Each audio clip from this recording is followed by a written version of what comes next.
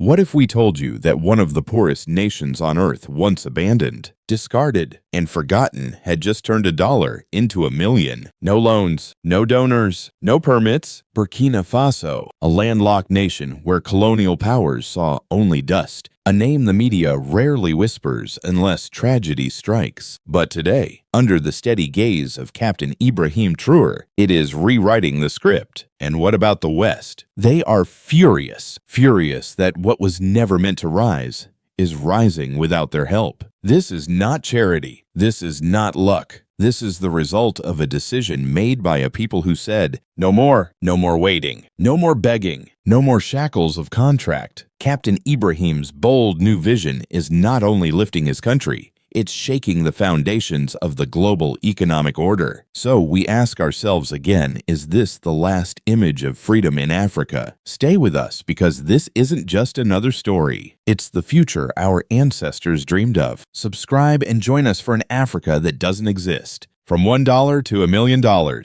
they said it couldn't be done. No country without deep pockets, without Western investors, or a zip code in Silicon Valley could create an industrial revolution. But Traoré looked at that dollar, yes, $1, and saw not its weakness, but its weight. A symbol of ridicule, transformed into a blueprint of defiance. It all began not in a swanky boardroom, but in a dusty village on the outskirts of Ouagadougou. A symbolic gesture, $1 allocated from the public budget for a new pilot initiative, a project that would force the state to operate as if there were no foreign aid. No bailouts, no loans, only minds, only people, only wills. The dollar was pinned to the wall of the Ministry of Transformation, not as a currency, but as a creed. Every engineer, every mason, every student working on the program was told one thing: we will not wait for help. We will become the help. So how did it happen? Step by step, stone by stone, the captain's vision took shape.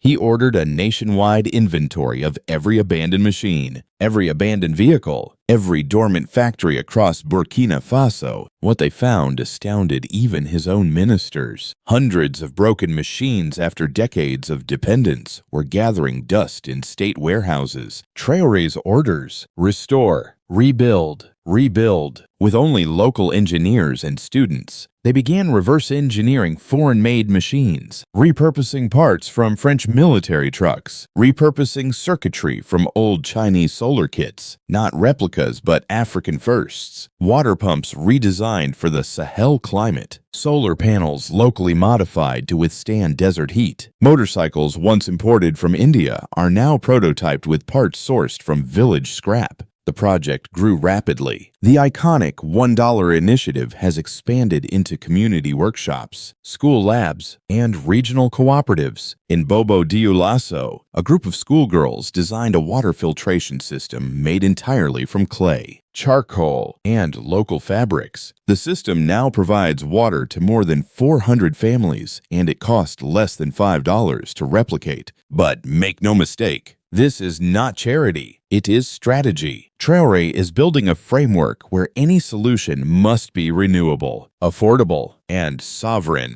The old model said, wait for France. The new model says, build here. International observers scoffed. They called it naive, primitive, symbolic at best, until the first electric car rolled off a local production line. Yes, an electric car in Burkina Faso, built without foreign factories, without Chinese battery deals, without European assembly plants, built by the sons of a country once told it could never compete. Captain Ibrahim's latest news quickly spread across the continent, causing shockwaves in Paris, Washington, and Berlin. But the most powerful moment, when Traoré held up that $1 bill to the people and said, they called it a joke. But now, that joke has helped 4,000 of you. It wasn't magic. It was math. Faith at work. A simple, enduring faith that Africa's future isn't a matter of money. It's a matter of wisdom. America's angry when Burkina Faso did not wait for permission. The West did not watch until they did. They laughed when Traoré said Burkina Faso would industrialize without debt. They shrugged when he told foreign troops to leave. They snorted when he declared, we will no longer have to rent our future. But then, The numbers came in. Agricultural exports are up. Import dependence is down. Youth employment up and fast. Whole villages that once relied on food aid are now exporting crops to neighboring countries. Suddenly, Burkina Faso not only survived, it succeeded. And success, when not designed by the West, always causes discomfort. Washington noticed this first. Burkina Faso was quietly excluded from a preferential trade program. Then came the development delays in U.S.-funded projects. IMF bailouts were held up. World Bank advisors issued veiled warnings. In front of the camera, concern. Out of the camera, anger. Why? Because no one would let them. By the unwritten rules of international aid, sovereignty is leased, not owned. Burkina Faso broke the lease. Traoré refused not only financial aid, but also the framework. He demonstrated that control is not always maintained by tanks.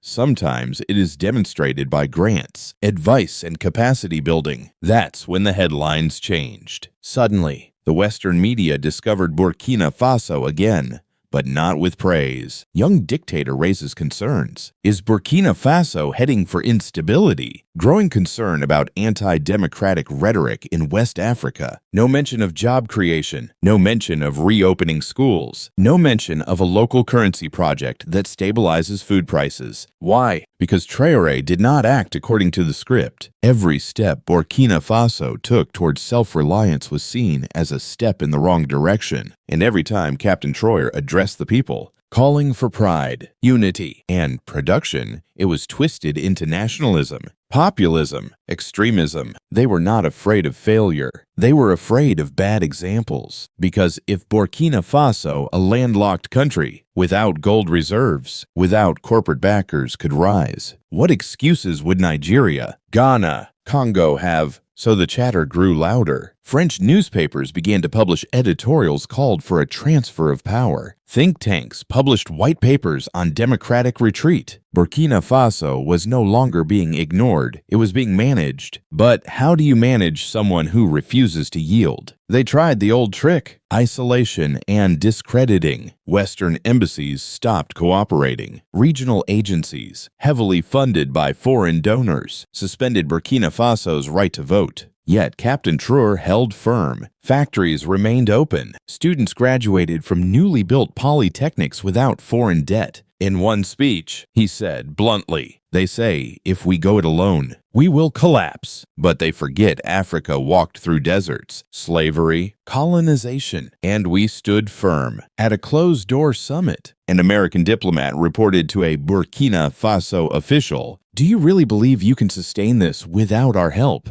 The official's response, "We're not sustaining it. We're building it without paying the price." The resentment is not just economic, it's ideological, because in the Western mind, progress must be licensed. And here is a dusty, hungry, resource-poor country saying, "No license. We know who we are." And that, perhaps, is the greatest threat Traoré poses. Not a coup, not a war, not a rebellion, but it is a reminder. Dignity becomes dangerous when it is no longer for sale. Resurrection from the ashes. The story behind the cash flow. Before there was progress, there was ash. Burkina Faso had been burnt to the bone by colonization, debt, and deceit. For decades, every attempt at building something real was suffocated by foreign conditions. You want roads? Sign here. You want medicine? Sell your gold. You want schools? Surrender your sovereignty. But then came a shift, not just in politics, but in posture. A nation once bent became upright, and the fire that once destroyed began to forge. Captain Traoré didn't promise a miracle. He promised a mirror. He told his people, "We cannot buy dignity. We must build it brick by brick, crop by crop, child by child." And so they did. From the ruins of old aid-dependent projects rose something unrecognizable, a circular economy rooted in African logic. The Bobo Dioulasso Canal system, once a colonial relic filled with weeds, was cleared. reinforced, and repurposed by local masons. It now irrigates thousands of hectares, turning dust into green. The old telecom towers, previously used for foreign surveillance, were converted into solar banks powering off-grid villages. But perhaps the most powerful transformation came from women. In the town of Tenkodogo, a widows' cooperative began bottling shea oil not for export, but for local cosmetics. They called the brand Wendpanga, meaning God's justice. Profits were reinvested in community microgrids and girls' education. This was more than economic recovery. It was economic memory, reclaiming what had been taken, name by name,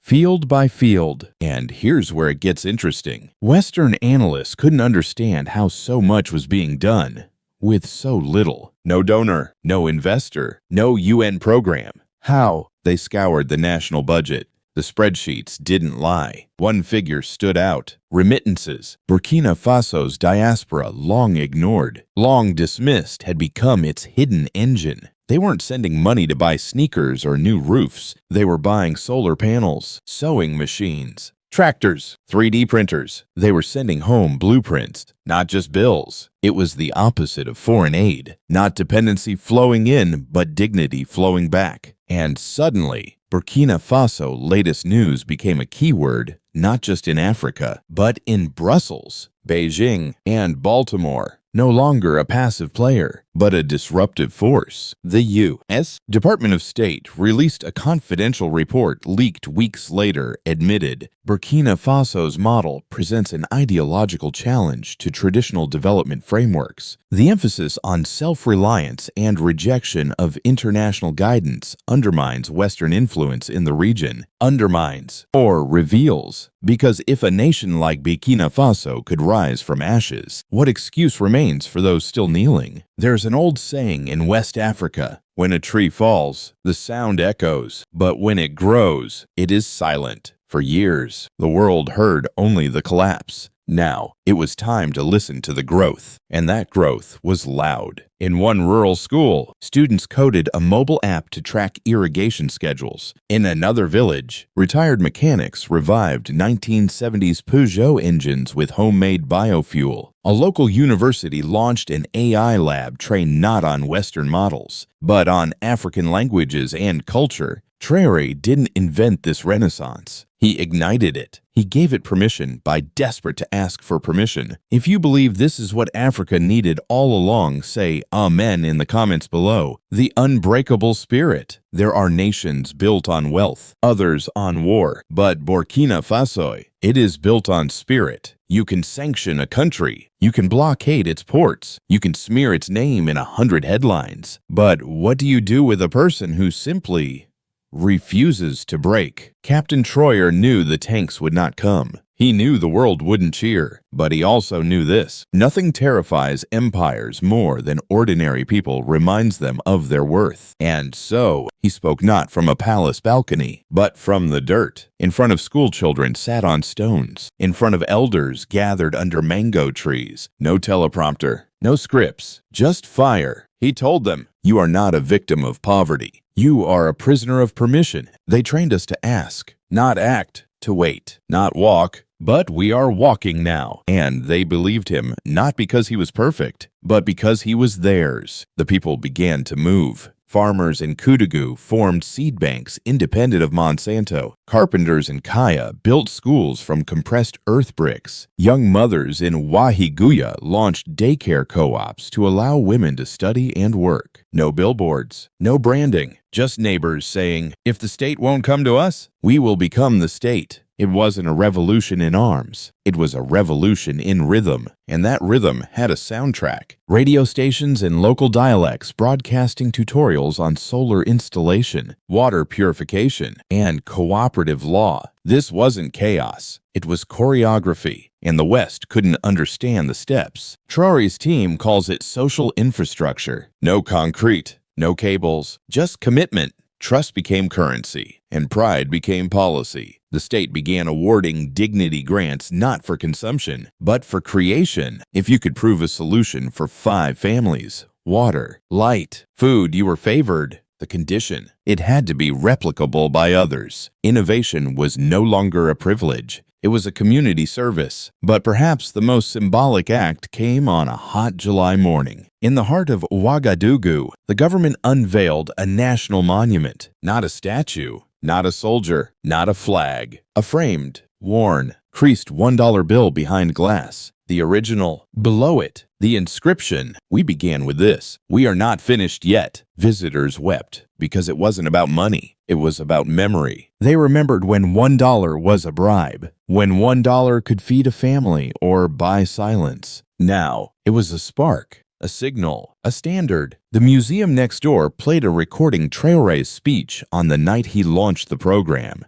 They gave us aid with interest. We gave them riches with chains. But from this dollar, this insult, we made an engine. And from this engine, a future. Africa will not be pitied. Africa will be proud. International reporters were stunned. They expected propaganda. They found poetry. And in that poetry, power. That dollar, once waved as a warning, "You are nothing without us," was now a trophy, a reminder that the smallest gesture, when placed in the hands of a person with purpose, becomes unstoppable, because the real revolution was never about electricity, or roads, or factories. It was about self-permission. And once a people learn to grant that to themselves, no empire can take it back. An African model, or start a new empire. The world calls it a fluke, a flash in the pan, a one-off miracle from a dusty land with no sea. But Burkina Faso refused to go quietly, and what began as an isolated spark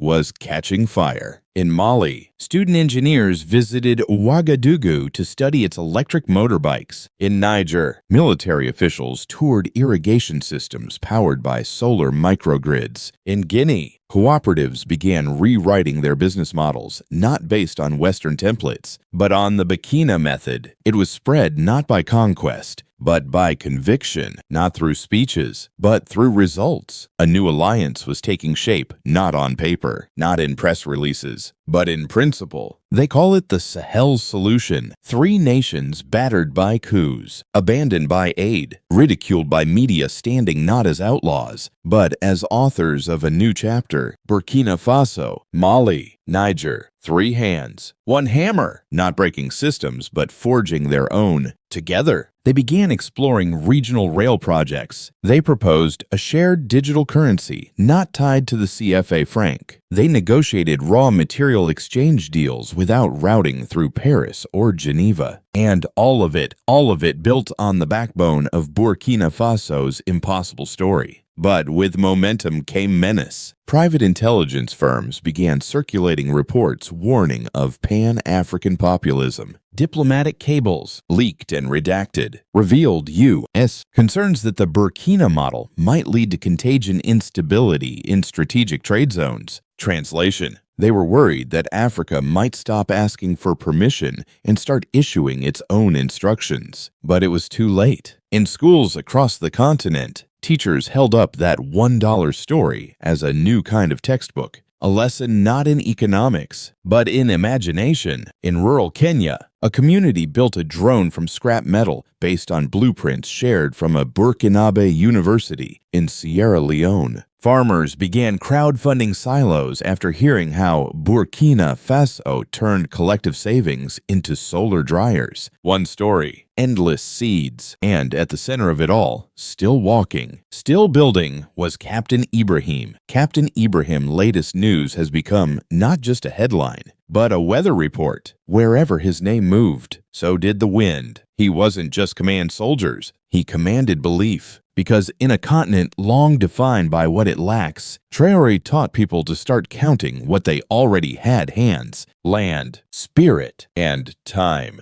And that was the secret: time. The West had spent extensively convincing Africa that time was running out. But Traoré flipped the clock. He said, "Our time is not running out. It is just beginning." And so the question remains, was this a fluke? A one-time miracle? A story we'll forget in 2 years? Or was this the foundation of something bigger? A new African era? A sovereign economy? A self-authored identity? A quiet empire, not of conquest, but of courage? Time will tell. But one thing is certain: this dollar, this country, this captain, they were never meant to last. And yet, here they stand, not asking, not bowing, not waiting, building. So what does it mean for a nation with no port, no billionaires, no Western backing to turn $1 into millions? It means that maps lie. It means that forecasts fail. It means that the spirit of a people, when unchained, is worth more than any investment banker's projection. Captain Ibrahim's latest news is not about a man. It's about momentum. It's about millions of Africans looking in the mirror and finally seeing more than a victim, seeing a visionary. Because this isn't just a Burkina Faso story. This is the blueprint we were never meant to read. The lesson no classroom taught us. The proof that we do not need a grant to have greatness. The world is watching, some in disbelief, others in dread. Because if this works, if this lasts, then the entire game must change.